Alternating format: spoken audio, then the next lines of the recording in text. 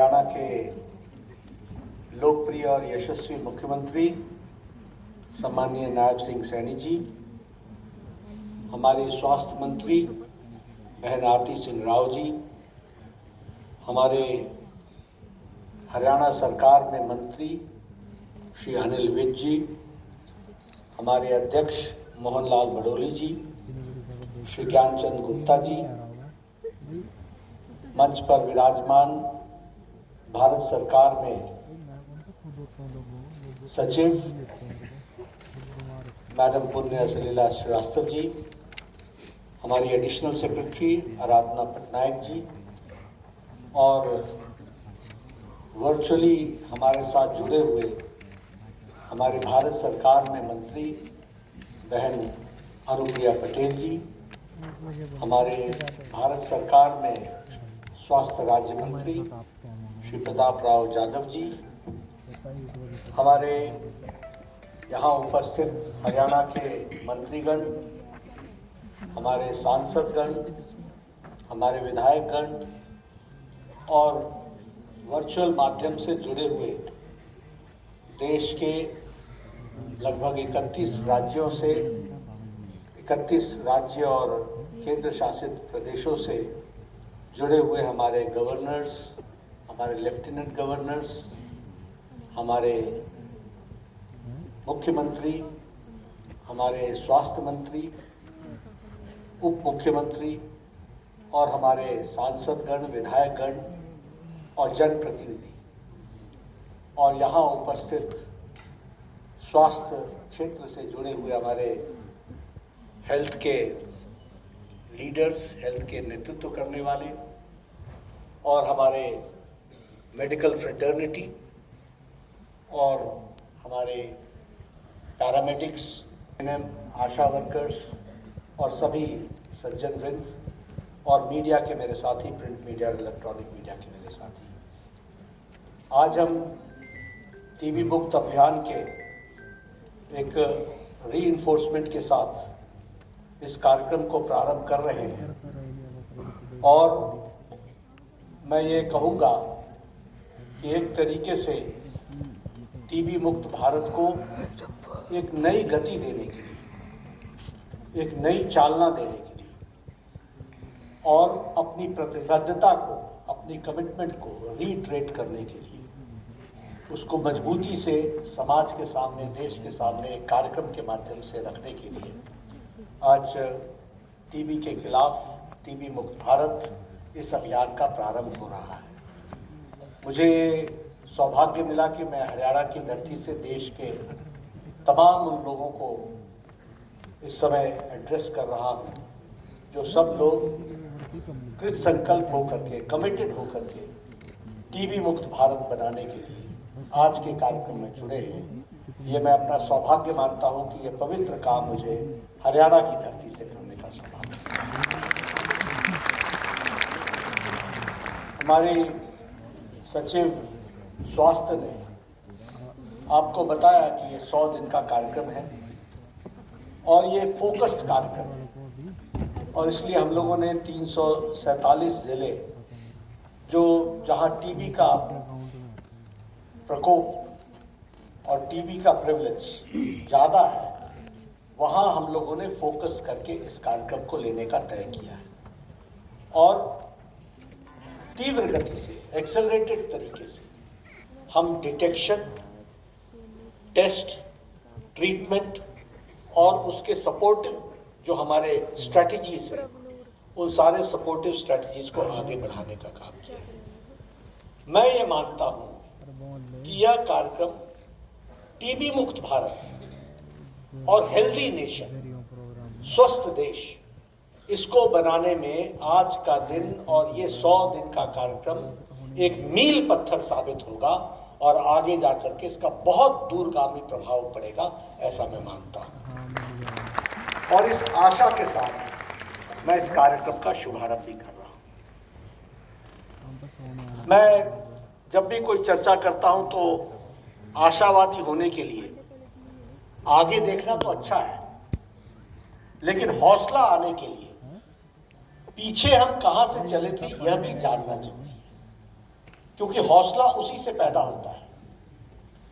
The journey we have covered and the target which you have to achieve, इस जिस junction पर खड़े हैं वहां से अगर हम पीछे अतीत को याद ना करें तो हमें ताकत नहीं मिलती और प्रोत्साहन नहीं मिलता, और आगे के टारगेट का लक्ष्य ना रखें तो फिर हमारा जीवन का उद्देश्य भी समाप्त हो जाता है। और इसीलिए आज का दिन आत्मचिंतन का भी है, आत्ममंथन का भी है, रीइटरेट करने का भी है, और अपने आप को नई स्फूर्ति और ऊर्जा के साथ सभी स्वास्थ्य कर्मी और स्वास्थ्य जगत से जुड़े हुए लोगों को आज प्रतिबद्धता के साथ, कमिटमेंट के साथ आगे बढ़ने का भी है।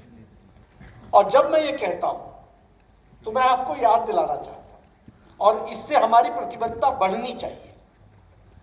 मैं क्या याद दिलाना चाहता हूं? मैं याद दिलाना चाहता हूं आपको कि आप 60 के दशक के पहले, 1960 के पहले ट्यूबरकुलोसिस के पेशेंट की स्थिति को आप जरा सा अंदाजा लो। कोई दवाई नाम की चीज नहीं थी। टीबी हो जाने का मतलब आज के दिन पे कैंसर का भी इलाज हो रहा है, कैंसर के लोग भी बच रहे हैं, लेकिन टीबी हो जाने का मतलब तो स्लो डेथ का निमंत्रण था। यानी धीरे धीरे इसकी जीवन लीला समाप्त हो जाएगी, यह तय था। और आप अगर अपने परिवार में पुराने दिनों को याद करेंगे तो आपको बताया जाएगा कि जिसको टीबी हो जाता था उसको घर से दूर रखा जाता था, अलग जगह रखा जाता था, भोजन उसको अलग तरीके से दिया जाता था, बच्चों को नजदीक आने नहीं दिया जाता था, और जो अच्छे परिवार, संपन्न परिवार थे, वो उस परिवार के सदस्य को सैनिटोरियम भेज देते थे।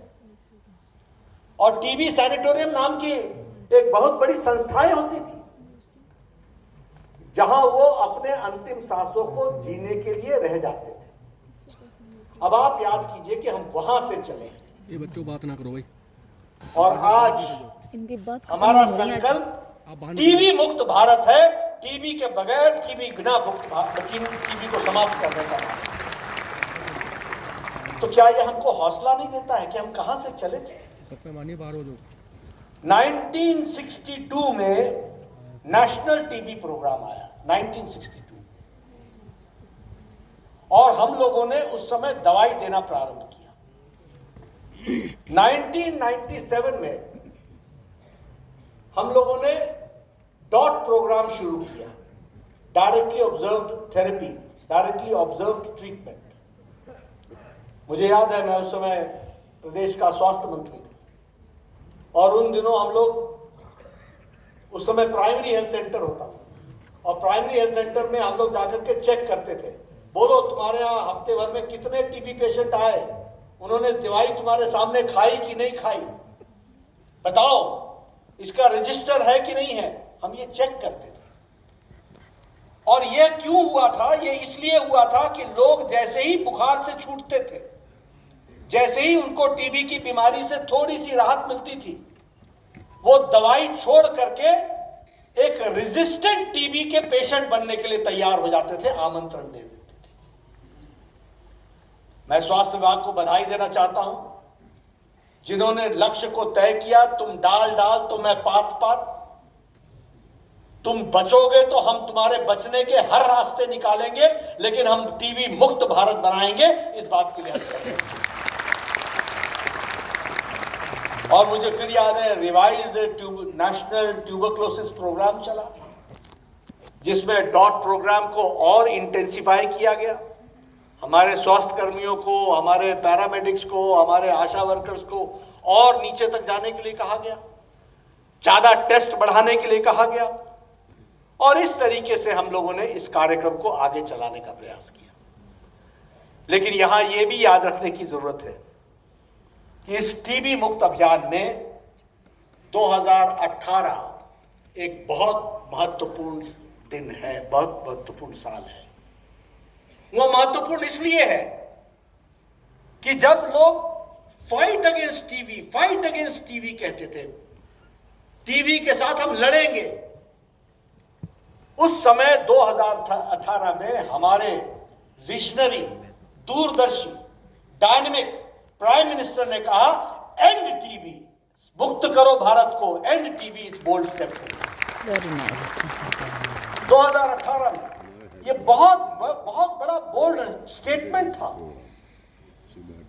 दुनिया के लिए, देश के लिए नहीं, दुनिया के लिए, कि एक प्रधानमंत्री इस हौसले के साथ कह रहा है, 140 करोड़ के देश में यह हौसला कि एंड टीबी, ट्यूबरक्लोसिस को हम समाप्त करेंगे, टीबी हारेगा, भारत जीतेगा। ये 2018 का बहुत बड़ा कार्यक्रम चलाया गया और उस समय उन्होंने तय किया कि अगर सस्टेनेबल डेवलपमेंट गोल्स 2030 रखते हैं तो हम टीबी मुक्त भारत 2025 में बना देंगे। इस बात को लेकर के और मुझे खुशी है कि एंड टीबी समिट जो 2018 में किया गया, उसमें हम लोगों ने एलिमिनेशन को 2025 साल रखा गया। मैं स्वास्थ्य विभाग को भी बधाई देना चाहता हूं। मैं इस विभाग में आता जाता रहा हूं, तो जब मैं यहां से नई जिम्मेवारी पर गया, उस समय से लेकर के जब मैं दोबारा इस जिम्मेवारी पर आया, तो मैंने देखा कि स्वास्थ्य विभाग ने पूरी लगन के साथ, पूरी तत्परता के साथ इस एंड टीबी के प्रोग्राम को लड़ाई लड़ी। ये अलग बात है कि बीच में एक पेंडेमिक आया, एक तरीके से कहा जाए तो एक कैलामिटी आई और कोरोना आया और सारा स्वास्थ्य विभाग को कोरोना में अपने आप को जूझना पड़ा, जिसमें से भारत सफलतापूर्वक निकल करके आया। और इसलिए 2025 से कुछ समय आगे और लगेगा, और लेकिन हम मुक्त भारत, मुक्त टीबी मुक्त भारत को प्रधानमंत्री मोदी जी का जो लक्ष्य है उसको पूरा करने में कोई कसर नहीं छोड़ेंगे और सस्टेनेबल डेवलपमेंट गोल्स के पहले उसको हम पूरा करेंगे, ये हम बताना चाहते हैं। इसके लिए प्रधानमंत्री जी ने, जिसके बारे में सलीला मैडम हमारी सेक्रेटरी ने आपको बताया भी, कि हमने स्ट्रैटेजीज को भी बदला, और स्ट्रैटेजी को बदलना ये पॉलिसी डिसीजन होता है और नीतिगत फैसला होता है, और नीतिगत फैसले बदलने के लिए नहीं होता है। नीतिगत फैसला आता है कमिटमेंट से, नीतिगत फैसला आता है लक्ष्य से, नीतिगत फैसला आता है कि हम बदल डालेंगे इस बात के सपने को साकार करने के लिए। और इसीलिए जब हमने नीतिगत फैसला लिया तो उसके साथ साथ जो आर्थिक पहलू होते हैं नीतिगत फैसले को लेने के कारण, उस पर भी हम लोगों ने ध्यान दिया। और इसलिए प्रधानमंत्री जी ने कहा, और अभी भी आपने उस वीडियो में उनके संदेश में सुना होगा, उन्होंने कहा कि समस्या भी चलती रहे और हम भी चलते रहे, ये नहीं चलेगा। और इसलिए जब एक लंबी समय तक समस्या चलती रहती है, जिसका सलीला मैडम जी ने वो चर्चा की, तो उसके लिए हमको रीस्ट्रेटेजाइज करना पड़ता है, और रीस्ट्रेटेजाइज करना होता है तो हमें इनोवेटिव मेजर्स लेने पड़ते हैं, हमें नए नए तरीके इजाद करने पड़ते हैं, और हमको अपनी स्ट्रैटेजी को पेशेंट सेंट्रिक बनाना पड़ता है, मरीज को ध्यान में रख करके उसको बनाना पड़ता है, और अपने इलाज को एविडेंस बेस्ड करना पड़ता है, और उसके साथ साथ वो अपनी सर्विसेज को जो हम सुविधाएं दे रहे हैं उस सारी सुविधाओं को उसके साथ ताकत के साथ जोड़ना पड़ता है। और मुझे खुशी है कि हम लोगों ने, स्वास्थ्य विभाग ने एक एग्रेसिव स्ट्रैटेजी ली, और उस एग्रेसिव स्ट्रैटेजी के तहत हम लोगों ने डिसेंट्रलाइज किया टीबी सर्विसेज को। और जब हमने डिसेंट्रलाइज सर्विसेज को डिसेंट्रलाइज किया तो हम लोगों ने क्या तय किया कि ये जितने सब सेंटर्स हैं, जितने पीएचसीज हैं, और जितने भी हमारे लोकल डिस्पेंसरीज हैं अर्बन एरियाज में, ये सब आयुष्मान आरोग्य मंदिर के दायरे में आएंगे, और 1,73,000 आयुष्मान आरोग्य मंदिर में टीबी की जांच होगी, और टीबी को हम मुक्त करने के लिए वहां से पकड़ेंगे। अब देखिए कितना फर्क आ गया। पहले टीबी की जांच होती थी अस्पताल में, जिला अस्पताल में, तो जिला अस्पताल में एक गांव का आदमी कब पहुंचता था? जब टीबी उसको पूर्णतः ग्रसित कर देती थी। लेकिन वो आयुष्मान आरोग्य मंदिर में कब पहुंचता है? जब उसको हफ्ते भर खांसी होती है, खांसी ठीक नहीं होती है, कुछ खाता है तो उसके बाद उसको इरिटेशन होता है, बुखार जाता नहीं है, वजन घटता है, तो वो अपने आयुष्मान आरोग्य मंदिर में जाता है। आयुष्मान आरोग्य मंदिर उसकी जांच करता है। जब उसको शक होता है टीबी का है तो उसको पीएचसी में भेजता है, पीएचसी से सीएचसी में जाता है और वहां पर उसकी डिटेक्शन के साथ साथ डिटेक्ट, टेस्ट एंड ट्रीट इसका काम शुरू हो जाता है। तो अर्ली डिटेक्शन का बेस लाइन प्रधानमंत्री मोदी जी ने 1,73,000 सेंटर तक पहुंचा दिया। यह है नीतिगत फैसला, यह है जिसको हमको समझना पड़ेगा कि छोटे छोटे फैसले